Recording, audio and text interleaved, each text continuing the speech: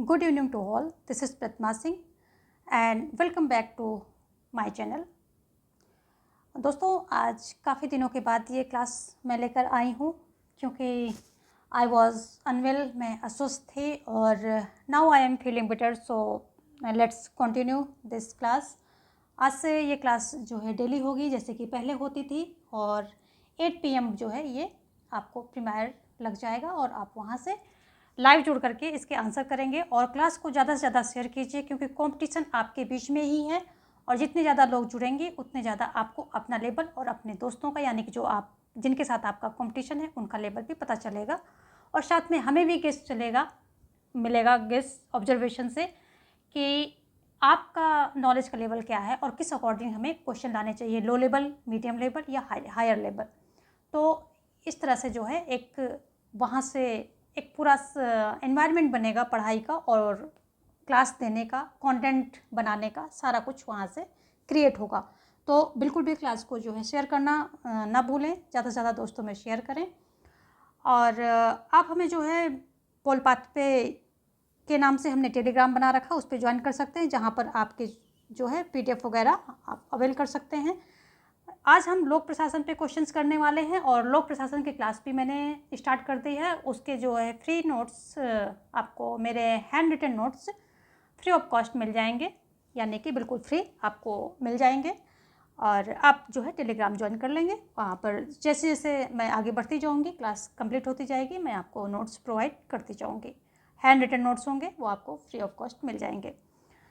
Plus मैं बताना चाहूँगी कि डिस्क्रिप्शन में कोर्स वीडियोस प्लेलिस्ट लगी है, वहाँ से आप अपने जो है कोर्स वीडियोस को देख करके टॉपिक वाइज नोट्स तैयार कीजिए, प्रिपरेशन अपनी स्ट्रॉन्ग कीजिए. और साथ में जो मैं क्लासेस दे रही हूँ, जो मेरे कोर्स वीडियोस अभी आ रहे हैं, प्रैक्टिस वीडियोस आ रहे हैं, उन सबको भी आप जो है रेगुलर होकर के देखिए. और प्रैक्टिस की प्लेलिस्ट भी वहाँ पर लगी हुई है जिसमें कि NCERT भी है और मैराथन है और very very important question are there.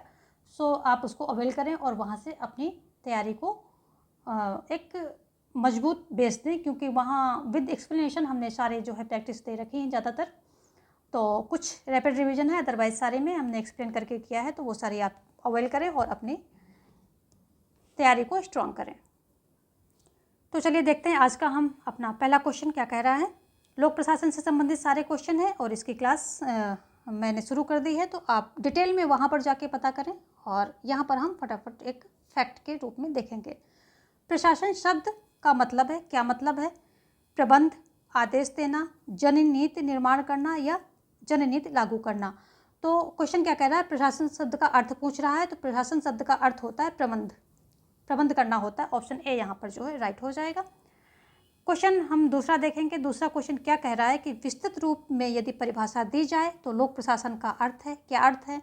Option A कह रहा है कि व्यवस्थापक सभा शाखा का प्रशासन. बी कहता है कार्यपालिका शाखा का प्रशासन. सी कहता है न्यायिक शाखा का प्रशासन. जबकि टी कह रहा है सरकारी कारोबार का वास्तविक प्रबंध करना. तो ऑप्शन डी जो है आपका यहाँ पर राइट हो जाएगा. सरकारी कारोबार का जो है वास्तविक प्रबंध करना, यही जो है लोक प्रशासन का अर्थ है विस्तृत रूप से यदि परिभाषा दी जाए तो. नेक्स्ट क्या कह रहा है कि लूथर गुलिक के अनुसार लोक प्रशासन केवल इस शाखा से आलिंगन करती है. ऑप्शन है आपके सामने, विधानमंडल से, कार्यपालिका से, न्यायपालिका से, प्रशासन से. तो लूथर गुलिक के अनुसार बात हो रही है. तो जैसा कि आपको पता होना चाहिए, लोक प्रशासन के 2 दृष्टिकोण हैं, सीमित और व्यापक. सीमित दृष्टिकोण में लूथर गुलिक आ जाते हैं, साइमन आ जाते हैं, ग्लैडन आ जाते हैं, ये सभी हो जाते हैं. और इनके अकॉर्डिंग जो है लोक प्रशासन केवल कार्यपालिका से संबंधित है. तो ऑप्शन बी यहाँ पर राइट हो जाएगा क्योंकि लूथर गुलिक के अनुसार पूछ रहा है. चलिए देखेंगे नेक्स्ट क्वेश्चन. जबकि व्यापक जो दृष्टिकोण है उसके अनुसार सरकार के 3 अंगों से संबंध होता है लोक प्रशासन का. क्वेश्चन नंबर 4 क्या कह रहा है कि प्रशासन का अब इतना विस्तृत क्षेत्र है कि प्रशासन का दर्शन अब करीबन जीवन के दर्शन के समीप आता है. यह कथन किसका है? प्रोफेसर MP शर्मा का है, डॉक्टर अमरेश अवस्थी का है, या फिर डिमॉक का है, या फिर विलोपी का है. तो ये कथन कहा दिया गया है डिमॉक के अनुसार. ऑप्शन सी जो है आपका राइट हो जाएगा, डिमॉक. क्वेश्चन 5 देखेंगे. Introduction to the study of public administration के लेखक कौन हैं? विलोबी हैं, वाइट हैं, पिफनर या फिर ग्लैडन है, कौन है? तो introduction to the study of public administration इसके जो है लेखक हैं ये वाइट हैं, एल.डी. वाइट महोदय हैं, ठीक है। और ऑप्शन बी यहाँ पर आपका राइट हो रहा है। चलिए, जो क्लास को ज़्यादा से ज़्यादा आप लोग शेयर करें ताकि जो है आपको भी अपना लेवल पता चले और हमें भी पता चले कि आप लोग जो कि लोग हमारे साथ जुड़े हैं, तो जब लाइव कमेंट करते हैं तो वहाँ से आपका लेवल मैं गेस कर पाती हूँ और उसी अकॉर्डिंग मैं क्वेश्चन को यहाँ रखती हूँ प्रैक्टिस में। तो ज़्यादा से ज़्यादा लोग जो है शेयर करो सभी अपने दोस्तों को, और ऑनलाइन आकर के यानी कि लाइव आकर के जुड़ें और आंसर कीजिए ताकि मुझे भी जो है आपका लेवल पता चले। क्वेश्चन 6 क्या कह रहा है कि लोक प्रशासन के विषय का संस्थापक कौन माना जाता है? वाइट, विलोबी, विल्सन, गुडनाउ कौन माना जाता है? तो लोक प्रशासन विषय का संस्थापक की बात करते हैं तो ये हैं विल्सन महोदय हैं। ऑप्शन सी यहाँ पर आपका राइट हो जाएगा।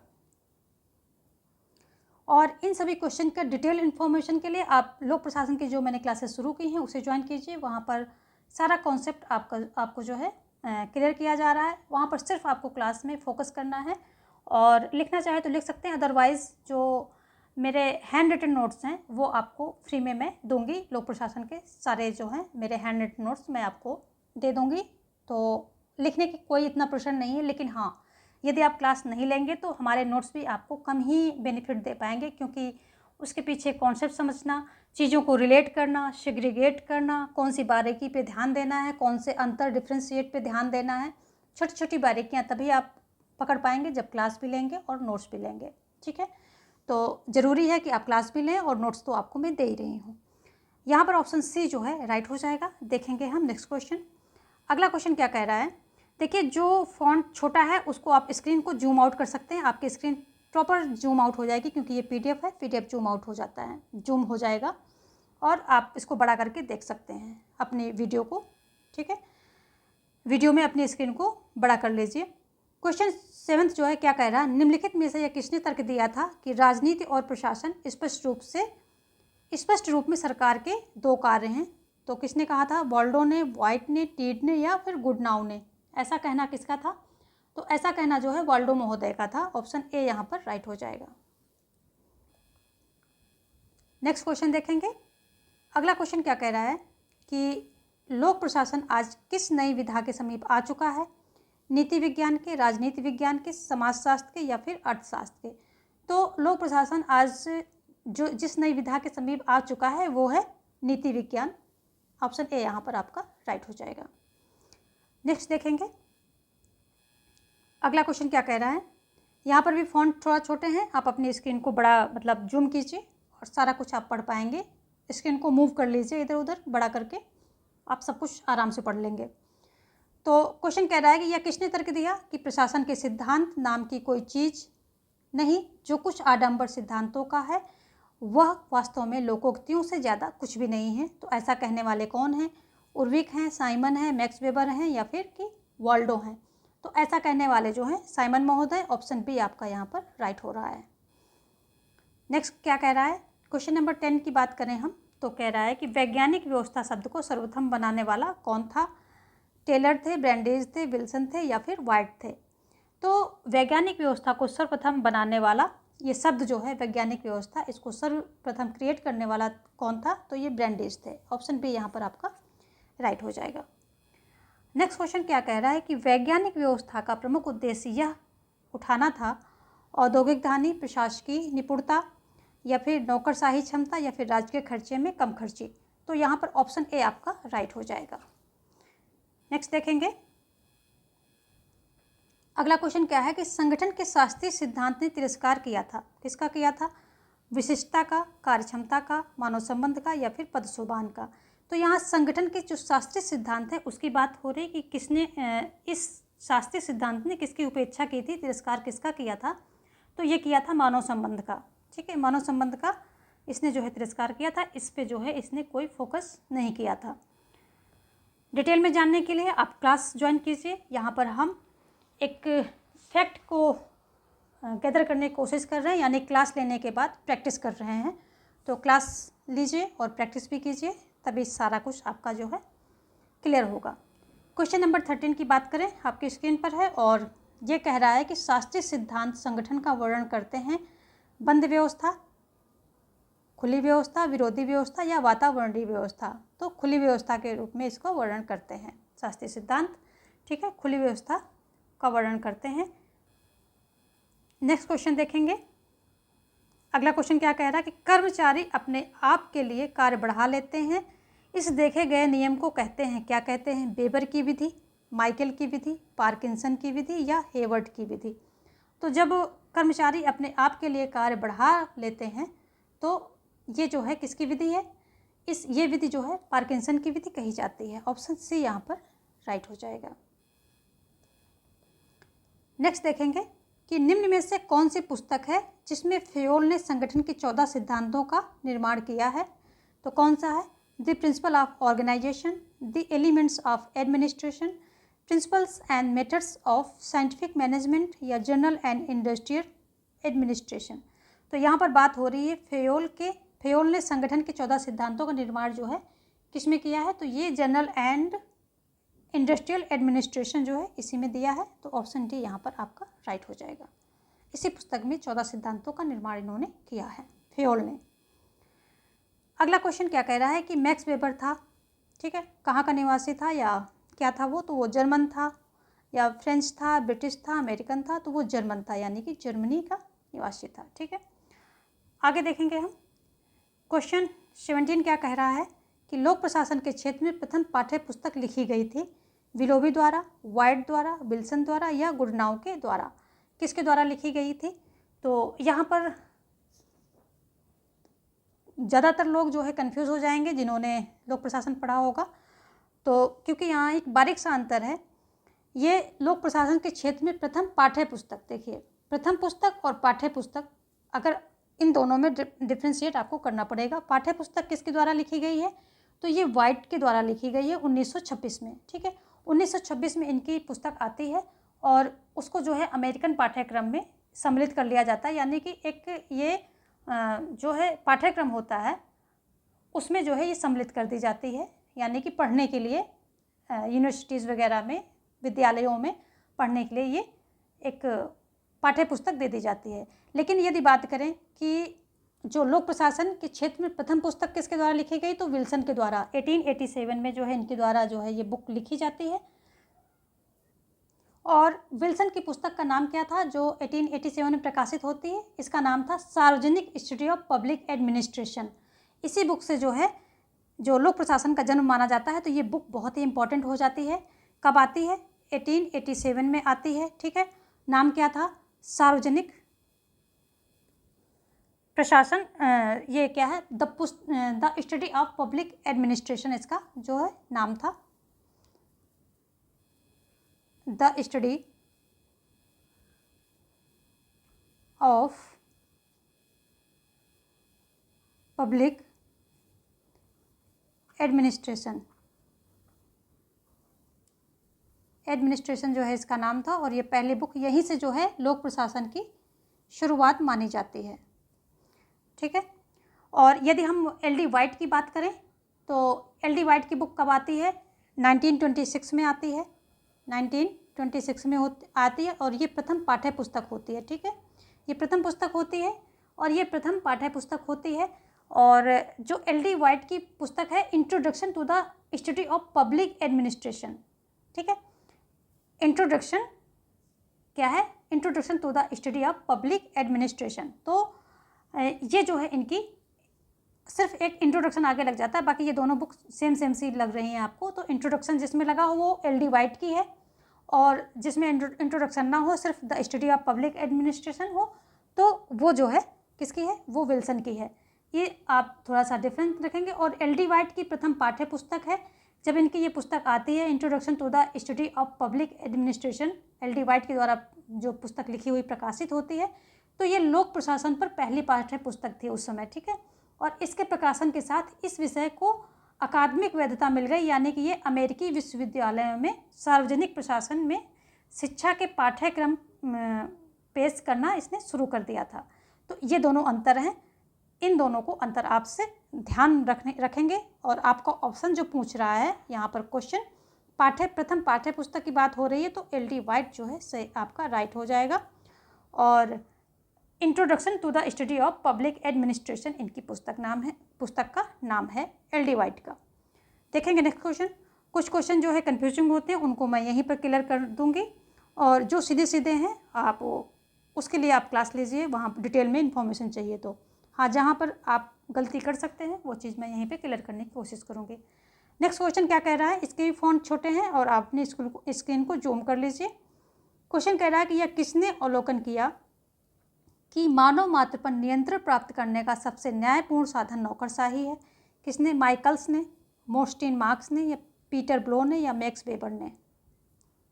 तो ये जो है मोस्टिन मार्क्स द्वारा ऐसा बोला गया है। ठीक है, ऑप्शन बी जो है यहाँ पर राइट हो जाएगा। और इन्होंने ये अवलोकन किया था कि मानव मात्र पर नियंत्रण प्राप्त करने का सबसे न्यायपूर्ण साधन नौकरशाही ही है। ठीक है, ऑप्शन बी यहाँ पर मोस्टिन मार्क्स जो है राइट हो रहा है। देखेंगे नेक्स्ट क्वेश्चन। अगला क्वेश्चन क्या कह रहा है कि एक संगठन में समन्वय की आवश्यकता है ताकि प्रोत्साहित किया जा सके। तो समन्वय की आवश्यकता है किसको प्रोत्साहित करने के लिए? विकेंद्रीकरण को, प्रत्यायोजन को, सहयोग को, आदेश की एकता को। तो संगठन में समन्वय की आवश्यकता होती है सहयोग को प्रोत्साहित करने के लिए। ऑप्शन सी यहाँ पर आपका राइट हो जाएगा।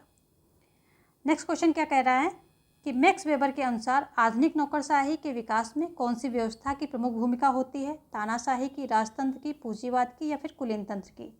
तो मैक्स वेबर के अनुसार कुलीन तंत्र की जो है महत्वपूर्ण भूमिका होती है। ऑप्शन डी यहाँ पर आपका राइट हो जाएगा। ठीक है, क्लास को जो है शेयर करेंगे, सभी ज़्यादा से ज़्यादा शेयर करेंगे ताकि ज़्यादा से ज़्यादा लोग लाइव आकर जुड़ सकें और आंसर करें, तो हमें भी आपके लेवल का पता चले, उसी अकॉर्डिंग जो है सारा कंटेंट क्रिएट किया जाएगा। तो जो है एक जो कम्युनिकेशन है उसको प्रॉपर बना करके रखिए, लाइक क्लास को करते रहिए और कमेंट भी देते रहिए ताकि हमें भी आपकी जो आप कैसा फील कर रहे हैं, कंटेंट से क्या बेनिफिट आपको मिल रहा है, आपको लेवल मैच कर रहा है या नहीं कर रहा, वो सारी चीज़ें जो हमें आपके कमेंट से पता चलती हैं। तो देख करके अगर चुपचाप हट जाएंगे तो वहाँ से मैं डिमोटिवेट होंगी और मुझे पता भी क्लियर भी नहीं होगा कि आप क्या चाह रहे हैं, आप किस तरह का जो है कंटेंट चाह रहे हैं। यदि कमेंट करेंगे, लाइक करेंगे तो वहाँ से और हमें जो है मोटिवेशन मिलेगा और चीज़ें भी क्लियर होंगी। और साथ में शेयर कीजिए क्लास को ज़्यादा से ज़्यादा, जितने ज़्यादा व्यूवर्स होंगे उतना ज़्यादा मुझे मोटिवेशन मिलेगा अच्छा से अच्छा कंटेंट लाने के लिए, ज़्यादा से ज़्यादा क्लास देने के लिए, और आपको जो है सक्सेस की डोर तक ले जाने के लिए हमें भी मोटिवेशन की ज़रूरत होती है, तो वो आप जो है फुलफ़िल कर सकते हैं। ठीक है, देखेंगे हम नेक्स्ट क्वेश्चन। अगला क्वेश्चन क्या कह रहा है कि पिफनर एवं प्रेस्थस ने स्टाफ का वर्गीकरण किया है सहायक एवं तकनीकी में, सामान्य तकनीकी एवं सहायक में, संस्था संबंधी एवं गृहपालन में, सहायक तकनीकी एवं संस्था संबंधी में। तो इन्होंने किया है सामान्य तकनीकी एवं सहायक में। ऑप्शन बी आपका यहाँ पर राइट हो जाएगा। ठीक है, देखेंगे हम नेक्स्ट क्वेश्चन। अगला क्वेश्चन क्या कह रहा है कि जब एक विभाग में प्रशासकीय सत्ता एक व्यक्ति में निहित होती है तो इसे कहते हैं, क्या कहते हैं? ब्यूरो, बोर्ड, कमीशन, समिति, क्या कहते हैं इसको? तो इसको जो है जब प्रशासकीय सत्ता एक व्यक्ति में निहित होती है तो इसे ब्यूरो कहा जाता है। ऑप्शन ए यहाँ पर राइट हो जाएगा। नेक्स्ट क्वेश्चन क्या कह रहा है? क्वेश्चन नंबर 23 कह रहा है कि जब प्रत्यायोजन प्रथाओं एवं परंपराओं पर आधारित होता है तो इसे कहते हैं, क्या कहते हैं? औपचारिक, प्रत्यक्ष, अप्रत्यक्ष, या अनौपचारिक। तो जब प्रत्यायोजन प्रथाओं एवं परंपराओं पर आधारित होता है तो इसे जो है अनौपचारिक प्रत्यायोजन कहते हैं। जबकि औपचारिक होता है ये लिखित जो आदेश होते हैं, लिखित नियम, उपनियम, आदेश, इन सब पर आधारित होता है तो उसे क्या बोलते हैं? औपचारिक प्रत्यायोजन बोलते हैं। ठीक है, तो प्रथाओं परंपराओं पर अनौपचारिक हो जाएगा, और जो लिखित होंगे नियम, कानून, आदेश और उपनियम, ये सब औपचारिक प्रत्यायोजन के अंतर्गत आ जाएंगे। और यहाँ पर ऑप्शन डी आपका सही हो जाएगा। इसी तरह प्रत्यक्ष और अप्रत्यक्ष में भी अंतर होता है। जब उच्च अधिकारी निम्न अधिकारी के बीच में कोई लेबल या कोई अन्य व्यक्ति नहीं होता है तो उसे प्रत्यक्ष बोलते हैं, जबकि उच्च अधिकारी निम्न अधिकारी के बीच में जब कोई लेबल, स्तर या फिर कोई अन्य व्यक्ति होता है तो उसे अप्रत्यक्ष बोलते हैं। ठीक है, तो ये सारी चीज़ें और इसके और भी बहुत सारे जो है प्रकार होते हैं प्रत्यायोजन के, तो वो सब भी क्लास में हम देखेंगे। अभी फ़िलहाल यहाँ पर 4 ऑप्शन थे तो इनको हमने आपको बता दिया है, और यहाँ पर आप कंफ्यूज आपको नहीं होना है, ओनली डी ऑप्शन आपका राइट है, ठीक है, अनौपचारिक। चलिए देखेंगे नेक्स्ट क्वेश्चन हम। अगला क्वेश्चन क्या कह रहा है कि गृहपालन सेवाओं को वाइट पुकारता है, संस्था संबंधी, तकनीकी, सहायक या फिर सामान्य। तो यहाँ पर कौन वाइट की बात हो रही है, ठीक है। एल.डी. वाइट क्या पुकारते हैं गृहपालन सेवाओं को, तो ये बुलाते हैं सहायक, ठीक है। ऑप्शन सी यहाँ पर राइट हो रहा है। आगे देखेंगे कि भारत में लोक निगमों का उत्तरदायित्व है राष्ट्रपति के प्रति, संसद के प्रति, कार्यपालिका के प्रति या प्रधानमंत्री के प्रति। तो जो भारत के लोक निगम है इनका उत्तरदायित्व संसद के प्रति होता है। ऑप्शन बी यहाँ पर राइट हो जाएगा। यहाँ पर क्या है कि हम जो है एक फैक्ट को ले रहे हैं, फैक्चुअल चल रहे हैं, और कॉन्सेप्चुअल के लिए अगर आपका कॉन्सेप्ट यहाँ पर नहीं है तो आप क्लासेस लीजिए हमारी, जो मैं लोक प्रशासन पर मैंने देनी शुरू कर दी हैं, तो उसको लीजिए। वहाँ से एक एक कॉन्सेप्ट आपका जो है डीपली क्लियर होता जाएगा, और साथ में आपको जो मेरे हैंड रिटन नोट्स हैं वो भी आपको मिलेंगे। वो तो मैं दे ही रही हूँ, लेकिन हैंड रिटन नोट्स का फ़ायदा आपको तभी मिलेगा जबकि आप क्लास लेकर के कॉन्सेप्ट को समझ लेंगे।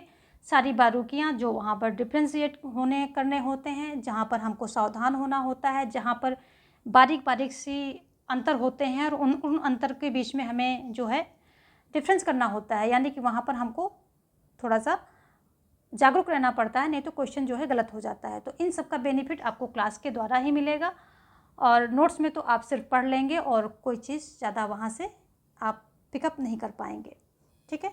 और देखेंगे हम नेक्स्ट क्वेश्चन। अगला क्वेश्चन क्या कह रहा है कि भारत में मंत्रिमंडल सचिवालय है, ठीक है, कहाँ है? लाइन सूत्र, सहायक सूत्र, स्टाफ सूत्र या प्रधान सूत्र। तो भारत में जो मंत्रिमंडल सचिवालय है ये क्या है? तो भारत का मंत्रिमंडल सचिवालय जो है ये सहायक सूत्र है। ऑप्शन बी यहाँ पर आपका राइट हो रहा है। क्वेश्चन नंबर 27 जो है आपकी स्क्रीन पर है, और ये कह रहा है कि मूने एवं रेले ने पद सोपान के सिद्धांत को बताया है। क्या बताया है? नाला व्यवस्था, श्रेष्ठ अधीन संबंध, उत्तरदायित्व की तुल्यता या फिर सीढ़ी प्रक्रिया। तो मूने एवं रेले की बात करें तो सीढ़ी प्रक्रिया बताया है इन्होंने। पद सोपान सिद्धांत, जो पद सोपान के सिद्धांत को इन्होंने क्या बताया है? सीढ़ी प्रक्रिया बताया है, ठीक है। बढ़ते हैं नेक्स्ट क्वेश्चन की ओर। और नेक्स्ट क्वेश्चन क्या कह रहा है कि ध्यान के क्षेत्र के सिद्धांत का निर्माण किया था ग्रेक्विनाज ने, गुलिक ने, मोने ने, शेकलर, हडसन ने। तो ध्यान के क्षेत्र का सिद्धांत का निर्माण ग्रेक्विनाज के द्वारा किया गया। ऑप्शन ए आपका जो है यहाँ पर राइट हो जाएगा, ठीक है। चलिए देखेंगे नेक्स्ट क्वेश्चन। ज़्यादा से ज़्यादा लोग क्लास में जुड़ें। आप जो है ये क्लास अपने सभी दोस्तों में शेयर कर दीजिए। कंपटीशन का मज़ा तभी होता है जब ज़्यादा से ज़्यादा लोग जुड़ते हैं, ठीक है। क्वेश्चन नंबर 29 क्या कह रहा है कि एक कर्मचारी को आदेश केवल एक श्रेष्ठ द्वारा मिलने चाहिए। ये किसने कहा है? फेयोल ने, शेकलर हडसन ने, वाइट्स ने या विलोपी ने। तो ये किसके द्वारा कहा गया है? ये जो है फेयोल के द्वारा कहा गया है। ऑप्शन ए आपका यहाँ पर राइट हो जाएगा, ठीक है। नेक्स्ट क्वेश्चन देखेंगे। सरकार में निम्न से उच्च तुल्य की ओर प्रशासकीय सत्ता के स्थानांतरण की प्रक्रिया को कहते हैं। क्या कहते हैं? यदि आपको फ़ॉन्ट छोटा लग रहा है तो अपने सीन को जूम कर लीजिए और इधर उधर मूव कर सकते हैं, ठीक है। आराम से आप मूव कर सकते हैं। एक बार ट्राई कीजिए जूम करने की, और इधर उधर मूव करके आप पूरे क्वेश्चन को ईजिली पढ़ सकते हैं, ठीक है। तो सरकार में निम्न से उच्च तुल्य की ओर प्रशासकीय सत्ता के स्थानांतरण की प्रक्रिया को कहते हैं विकेंद्रीकरण, प्रत्यायोजन, पदसोपान या फिर केंद्रीकरण। तो क्या कहते हैं इसको? तो इसको जो है केंद्रीकरण कहा जाता है। ऑप्शन डी यहाँ पर राइट हो जाएगा, ठीक है।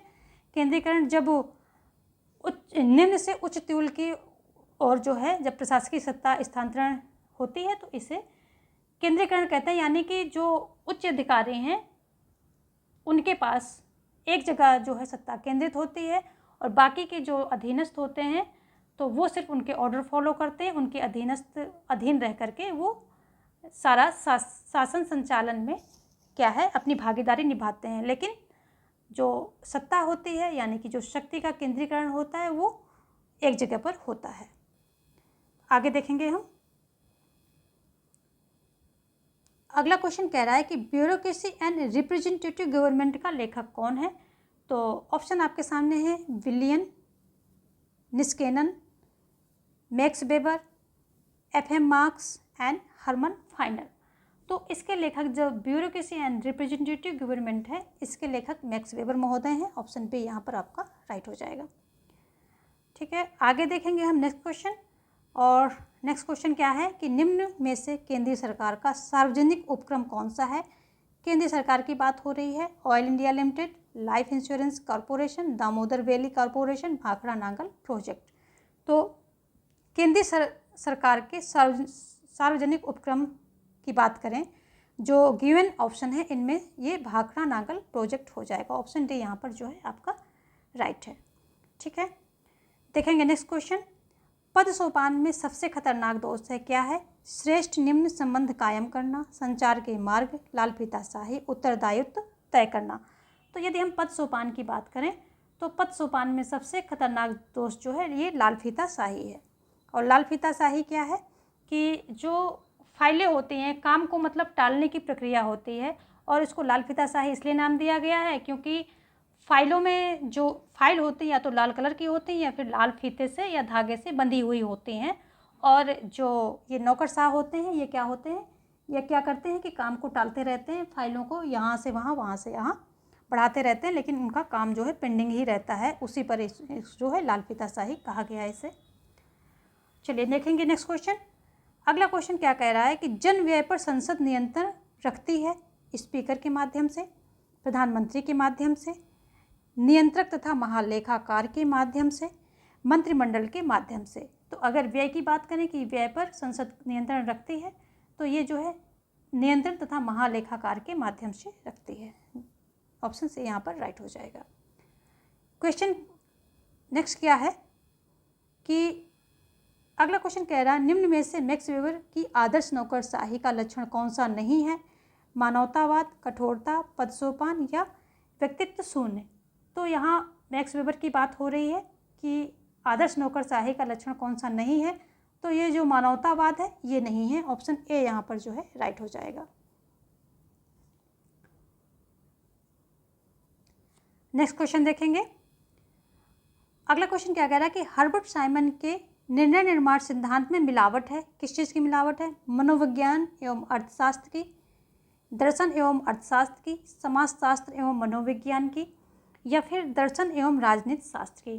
तो जो हर्बर्ट साइमन के निर्णय निर्माण सिद्धांत में समाजशास्त्र एवं मनोविज्ञान की मिलावट है। ऑप्शन सी यहाँ पर जो है राइट हो जाएगा। ठीक है, नेक्स्ट क्वेश्चन देखेंगे।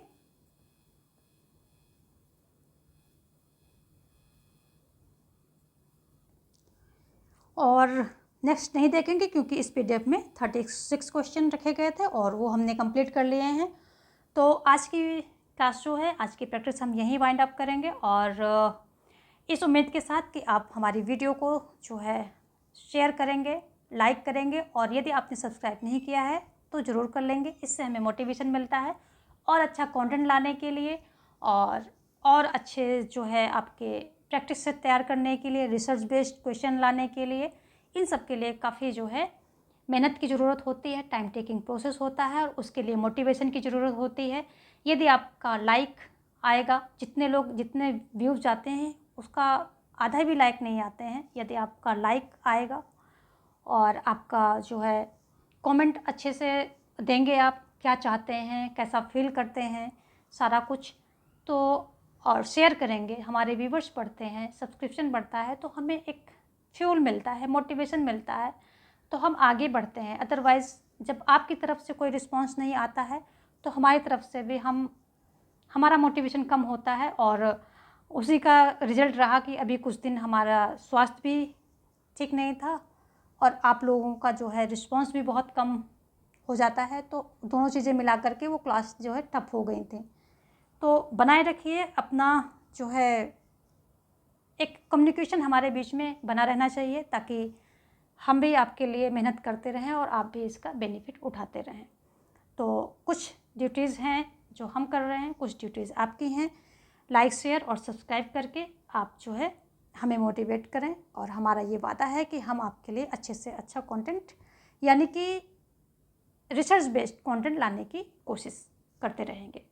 इसी के साथ आप सभी को धन्यवाद ये प्रैक्टिस में जुड़ने के लिए। Have a nice